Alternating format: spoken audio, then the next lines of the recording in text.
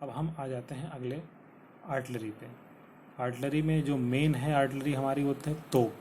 तोप में अभी कालबुर्गी में 3 दिसंबर 2016 को एक रिसर्च से ये पाया गया कि जो सबसे दुनिया की सबसे बड़ी तोप है वो कालबुर्गी में है, जिसकी लंबाई लगभग जो है 29 फीट है।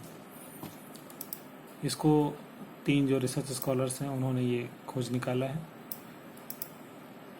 अब ये जो आपकी तोप है देख रहे हैं, ये आयरन या ब्रॉन्ज की भी हो सकती है, स्टील की हो सकती है, कंपोजिट मेटल्स जो होते हैं उनकी भी हो सकती है। इसके बाद आर्टिलरी की श्रृंखला में अगला नंबर आता है टैंक का।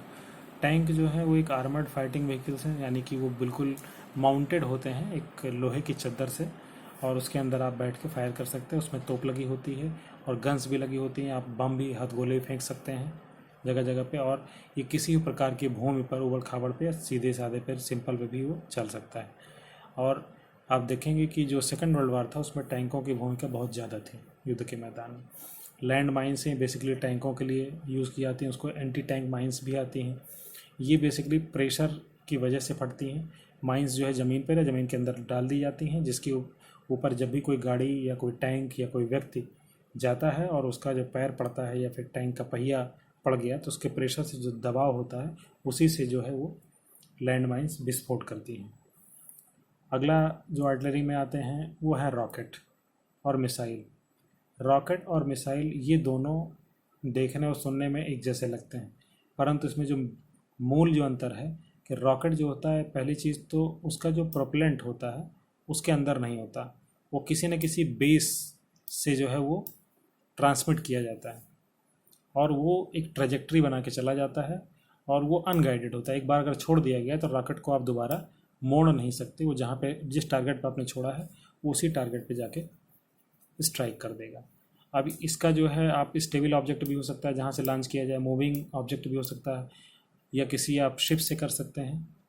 इसके अलावा जो है फाइटर जेट से भी कर सकते हैं, लेकिन इसमें जो है स्टीयरिंग एबिलिटी नहीं होती है, यानी कि आप उसको एक बार छोड़ने के बाद गाइड नहीं कर सकते। दूसरा है मिसाइल। मिसाइल में क्या होता है कि इसमें जो ये सेल्फ प्रोपेल्ड होता है, यानी कि जो प्रोपल्सन मटेरियल होता है जिससे कि मिसाइल आगे बढ़ता है वो मिसाइल में लगा रहता है, केवल जो है वो फिजाइल मटेरियल नहीं होता है। इसके अलावा प्रोपेल्ड मटेरियल भी इसमें लगा होता है। इसके अलावा ये गाइडेड होती हैं, आप इनका जो पाथ है वो देख सकते हैं, गाइड कर सकते हैं, बदल सकते हैं और इनको रोक भी सकते हैं। लास्ट में हम देखेंगे कि atom bomb, atomic bomb, nuclear bomb के बारे में आप सब जानते होंगे, इसमें बहुत ज़्यादा कुछ बचाने की आवश्यकता नहीं है। अब हम आ जाएंगे नेवल वेपन्स में कि जो समुद्र पे लड़ी जाने वाली लड़ाइयाँ या फिर जो लड़ी जाती हैं पानी पे लड़ी जाने वाली लड़ाइयाँ, उसमें क्या क्या चीज़ें इस्तेमाल होती हैं। इसमें नंबर 1 है फायर एरोस, हम बता चुके हैं पहले। फ्लेम थ्रोवर, ये बेसिकली जो है वो नेवल वारफेयर का वेपन है। इसमें आप देख रहे हैं एक पिक्चर ये दी गई है जिसमें कि आग उगलने वाली चीज़ लगाई गई है नाव के आगे, जिससे कि जो नाव है वो जल के राख हो जाती है, क्योंकि नाव पहले की जो थी वो लकड़ी की बनी हुई होती थी। बारूद के आने के बाद फ्लेम थ्रोवर्स, मस्केट्स, कैनन्स, इन सब की वजह से जो लकड़ी की जो नाव जो प्रचलन में थी, धीरे धीरे उसको लोहे के कवच से वो ढकने की प्रक्रिया शुरू हुई और लोहे का आवरण देना शुरू किया गया इसी के कारण। इसके अलावा बम्स हैं, मस्केट्स हैं, गन्स हैं, राइफल, कैनन, रॉकेट्स, मिसाइल, ये सारी चीज़ें नेवल वारफेयर में यूज़ होती हैं। Weapons of the Indian Mughal empire, Akbar के नामा में और अकबर कालीन जो है जो सल्तनत थी उसमें हमें तमाम तरह की तोपें दिखाई पड़ती हैं।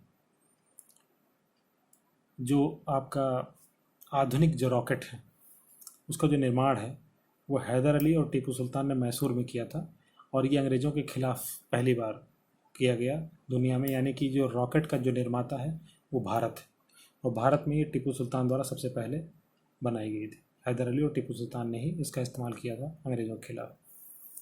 अब हम बात करें कि स्ट्रेटजी और टैक्टिक्स क्या थी, तो सबसे पहले हम ये जान लें कि स्ट्रेटजी किसे कहते हैं। स्ट्रेटजी बेसिकली प्लानिंग है। Strategy in a warfare the science और art of employing all military, economics, political and other resources, यानी कि सारे के सारे जो संसाधन हैं वो युद्ध में किस तरह से हम लगाएं कि हमें जो है वो विजय हासिल हो, इसको हम स्ट्रेटजी कहते हैं। टैक्टिक्स क्या होता है कि हमारी प्लानिंग जो ग्राउंड पे होती है, ड्यूरिंग फाइट, यानी कि मिलिट्री जो बैटल होती है उसके समय जो मूवमेंट है सारा वो किस तरह से चलता है, उसको हम टैक्टिक्स कहते हैं। टैक्टिक्स जो है वो बेसिकली 3 प्रकार की कही जाती है, सॉरी टैक्टिक्स नहीं, मिलिट्री जो थ्योरीज है मिलिट्री ऑपरेशन में 3 तरह के, एक टैक्टिक्स हो गया, एक ऑपरेशन स्ट्रेटजी, और एक हो गया ग्रांड स्ट्रेटजी। ये सारी चीज़ें इस्तेमाल होती हैं। अब इस स्ट्रेटजी के पार्ट में हम देखेंगे तो Chinese wall strategy, star fort strategy मैंने बता रखा है, कैराकोल स्ट्रेटजी एक स्ट्रेटजी होती थी जिसमें घोड़ों जो घुड़सवार सेना होती थी उनके हाथ में छोटी बंदूक या पिस्टल दे दिया जाता था, और चूंकि उस समय वो ब्रीच लोडिंग सिस्टम नहीं था, मजल लोडिंग सिस्टम था, तो एक बार वो बंदूक अपनी लोड करने के बाद और बहुत तेज़ी से दुश्मन की तरफ जाकर फायर करके और अपनी सेना के पीछे वापस आकर दोबारा खड़े हो जाते थे और फिर से वो भरते थे, फिर से वो फायर कर देते थे। ये कैराकोल स्ट्रेटजी थी। ये स्ट्रेटजी जो है गुस्तावस एडोल्फस के टाइम से ही इस्तेमाल हो रही थी। ट्रेंच स्ट्रेटजी थी, इसमें क्या होता था कि खाई खोद कर ज़मीन के अंदर और अपनी अपनी बंदूकें लेकर उसके अंदर लोग बैठ जाते थे, जिससे कि जो दुश्मन है वो उन पर वार ना कर सके। लीनियर टैक्टिक्स होता था कि एक लाइन में सैनिकों को खड़ा करके और सीधे सीधे सामने दुश्मन के ऊपर फायर किया जाए, वो लीनियर टैक्टिक्स थी। वॉली फायरिंग टैक्टिक्स ये भी गुस्तावस के समय की इस्तेमाल होती थी। इसमें जैसे 3 पंक्ति में लोग खड़े हो जाते थे, पहली पंक्ति बैठकर, दूसरी पंक्ति झुककर और तीसरी पंक्ति खड़े होकर एक साथ फायर करती थी। तो इससे क्या था कि फायर पावर बहुत ज़्यादा बढ़ जाती थी। एक है फिर आगे डिफेंसिव टैक्टिक्स, जिसमें हम अपने बचाव के लिए ज़्यादा प्रयास करते हैं, जिसमें किलेबंदी है, दुर्गबंदी है। ऑफेंसिव टैक्टिक्स जिसमें हम दुश्मन की तरफ आगे कूच करके फायर करते हैं, उसको ऑफेंसिव टैक्टिक्स कहते हैं। Strategy and tactics of musket, तो मस्केट जो थी बंदूक थी उसके आने से क्या हुआ कि अब हमें छुपने की भी ज़रूरत पड़ने लगी। तलवार की वजह से क्या था कि उतना गड्ढा खोद के नहीं छुपना पड़ता था, लेकिन बंदूक की वजह से ये जो आपकी ट्रेंच स्ट्रेटजी है उसकी शुरुआत होती है। और टैक्टिक्स में जो है वो आपको वॉली फायरिंग की टैक्टिक्स मिल जाएगी ज़्यादातर इस्तेमाल की, जो कि 3 लाइन में, कई बार 5 लाइनों की भी वॉली फायरिंग टैक्टिक्स मिलती है, कई बार 6 लाइनों में मिलती है, 3 और आगे 3 पीछे, पहले 3 फायर करके हट जाती थी, फिर 3 पीछे वाली आगे आती थी, उस तरह से फायर की टैक्टिक्स मिलती है इसमें। अगले पे हम आएंगे कि जो कैनन की स्ट्रेटजी और टैक्टिक्स क्या थी। कैनन पहले चूँकि बहुत जो तोपें थी बहुत भारी भरकम होती थी, तो ज़्यादातर उनकी जो इस्तेमाल था वो किलेबंदी में होता था, किलेबंदी में और किलों को तोड़ने में। तो किलों को तोड़ने की वजह से क्या हुआ कि किले जो है अब वो सेफ़ नहीं रह गए, सुरक्षित नहीं रह गए, और अब जो है मैदानी किलेबंदी का कॉन्सेप्ट शुरू हुआ। यानी कि मैदान में अपनी सेनाओं का सैन्य विन्यास करके सबसे आगे तोपें लगाकर, जिस तरह से हम पानीपत की लड़ाई में बाबर द्वारा देखते हैं किलेबंदी की गई थी तोपों को आगे लगाकर।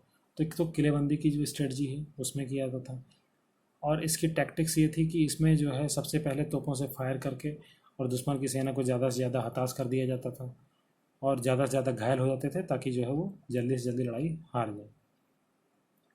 इसमें गलोपर्स और जो है ये स्वेल्ड गन्स होती थी, इसको आप देख लीजिएगा। Strategy and tactics of hand gun, hand gun जो है बेसिकली घुड़सवार सेना का एक बहुत बड़ा हथियार था उस समय।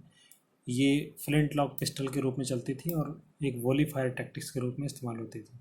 ये बहुत दूर तक फायर नहीं कर पाती थी, इसलिए जो नज़दीक से जो फायर करने का के लिए इस्तेमाल होती थी, कि जो कि क्लोज कॉम्बैट हैंड कैनन का इस्तेमाल, हैंड गन्स का इस्तेमाल होता था। इसमें एक और चीज़ आती है कि जो कि अर्ली सबमरीन, ये लगभग जो फर्स्ट वर्ल्ड वार हमारा था उस समय ये सबमरीन बनाई गई थी, और उसके पहले भी सबमरीन थी। सबमरीन का सबसे पहले जो इस्तेमाल हमको दिखाई पड़ता है वो अमेरिकन सिविल वार में, यानी कि अमेरिकी गृह युद्ध में सबमरीन का इस्तेमाल दिखाई पड़ता था। लेकिन ये ज़्यादातर उस समय सर्चिंग के काम आता था, और ये क्या करती थी कि इनके पास फ्लेम थ्रोवर होता था। ये सबमरीन पानी में डूब के जाती थी और जो भी दुश्मन के जहाज़ है उसके पास वो ऊपर आकर उनके जो पाइप होती थी उससे वो फ्लेम थ्रोवर की सहायता से और आग उगलने वाली चीज़ जो है वो बाहर निकालते हैं, जिससे कि दुश्मन का जो नीचे का हिस्सा है जहाज़ का उसमें आग लग जाए और एक बड़ा छेद होकर जहाज़ वो आसानी से डूब जाए। तो ये एक ट्यूब होती थी उसकी, उससे जो है वो फायर ट्यूब, जहाँ से वो फायर करते थे, या बंदूकें लेके बैठते थे तो उस फायर ट्यूब से फायर करते थे ताकि नीचे वो जहाज़ में छेद बना सके और इसकी वजह से वो जहाज़ डूब जाए। तो ये शुरुआत की सबमरीन थी जो इस तरह से काम करती थी। अब हम आगे बढ़ते हुए देखेंगे कि जो एयर पावर है, यानी हवाई जहाज़ का निर्माण हुआ फर्स्ट वर्ल्ड वार से पहले, लेकिन फर्स्ट वर्ल्ड वार में बहुत ज़्यादा काम हवाई जहाज़ का नहीं हो पाया, और वो मात्र दुश्मन की पोजीशन देखने और अपनी जो तोपों हैं उनको निशाना लगाने के लिए वो डायरेक्शन देती थी। इसके अलावा कई बार वो बम गिरा देते थे ऊपर जाके दुश्मन की सेना पर, ये हो पाता था। लेकिन सेकेंड वर्ल्ड वार में एयर पावर का बहुत ज़्यादा इस्तेमाल हुआ, और सेकेंड वर्ल्ड वार में जो है राडार टेक्नोलॉजी भी आ गई थी एयर पावर गाइडेंस के लिए, जिससे कि जो जर्मनी का अटैक जब ब्रिटेन पे होना था तो वो उसी वजह से फेल हो गया था। तो ये रहे बारूद के इस्तेमाल आधुनिक विश्व की युद्ध कला में। अब हम कुछ इस्तेमाल देख लेंगे कि सिविल पर्पसेस से या फिर हमारे जो आम जनता के लिए क्या क्या इस्तेमाल होता है बारूद का, जिसमें कैनाल बनाने के लिए है, माइनिंग के लिए है, और टनल कंस्ट्रक्शन के लिए यानी कि सुरंगें बनाने के लिए, और जो खुदाई या जो हमारी माइनिंग होती है उसके खदानों के लिए, जहाँ पर कोयला निकाला जाता है कोई चीज़, वहाँ विस्फोट करके हम निकाल सकते हैं। तो ये कुछ सिविल यूजेस भी हैं। तो हमने ये देखा कि बारूद किस तरह से उसने आधुनिक युद्ध कला को जन्म दिया और युद्ध का जो स्वरूप है उसको किस तरह से परिवर्तित कर दिया। तो पूरा जो स्वरूप है युद्ध का, जो पहले तलवार और ढाल और क्लोज जो कॉम्बैट होता था वो अब बदल गया, और जो अब लड़ाइयाँ होती थी वो बहुत दूर दूर रहकर होती थी। पहले दुश्मन बिना नज़दीक आए युद्ध नहीं कर सकते थे, अब बहुत दूर दूर से, चूँकि जो बारूद है उसकी मारक क्षमता बहुत ज़्यादा बढ़ गई थी, इस वजह से ये। तो ये था आज कि बारूद का युद्ध कला पर, आधुनिक विश्व की युद्ध कला पर क्या प्रभाव पड़ा। धन्यवाद।